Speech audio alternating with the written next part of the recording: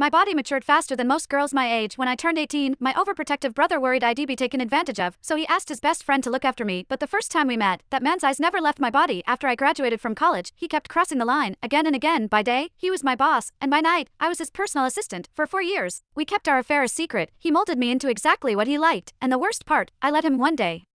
His ex-fiancée came back from overseas. He slipped out of my bed in the middle of the night and rushed to the airport to pick her up. Humiliated but unwilling to let go, I followed him there, only to watch him gently stroke another woman's hair right in front of me. He turned to me and said, "Jennifer Huckabee, 4 years ago, you were the one who crawled into my bed while I was drunk. The way you're behaving now, it's really pathetic." The way he looked at her was soft, and the way he mocked me was sharp and deliberate. I suddenly realized he was right. This was meaningless, so I lowered my head, texted my brother to tell him I'd accept the Sinclair family marriage proposal, then looked up at that man and smiled. "All right then, goodbye." Chapter Marvin Huckabee, my brother, called not long after. I could hear the relief in his voice through the call, surely because he thought I had finally let go of the man I had loved for years. What he did not know was that the man I was madly in love with was his best friend, Devin Woodford. After hanging up, I picked up the resignation letter I already prepared and headed for HR. However, the process stalled at the final step. "Ms. Huckabee, if you want to resign within a week, you'll need the CEO's signature for approval." Devin again. Even at the very end, I still could not avoid him. I tightened my grip on my phone, walked to the end of the empty hallway, and dialed that all too familiar number. The ringing went on for a long time.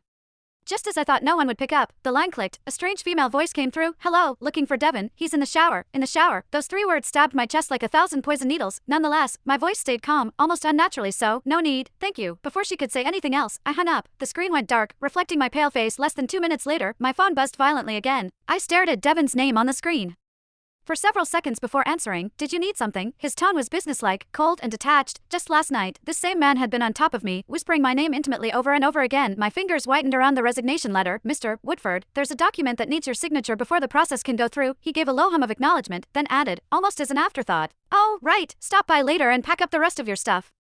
She's moving in. The apartment in the western suburbs is empty. You can stay there. I promised Marvin I'd take care of you." 4 years ago, he pulled me into his bed while drunk, tossing me the charity of being his bedmate. 4 years later, under the excuse of loyalty to his best friend, he was offering me a place to live. His carefully considerate gestures were so absurd, they almost made me laugh. "That won't be necessary, Mr. Woodford," I said, forcing a smile. "I'm an adult. I can take care of myself." Once he signed the resignation form and I finished my last handover, the ridiculous 4 years between us would finally come to an end. I was getting married. I opened my eyes in the hotel room as morning light streamed in. For the first time in years, I felt more awake than in any morning I had spent by Devin's side. I called a car and returned to the villa I'd lived in for 4 years. However, the moment I stepped inside, I almost thought I had walked into the wrong house.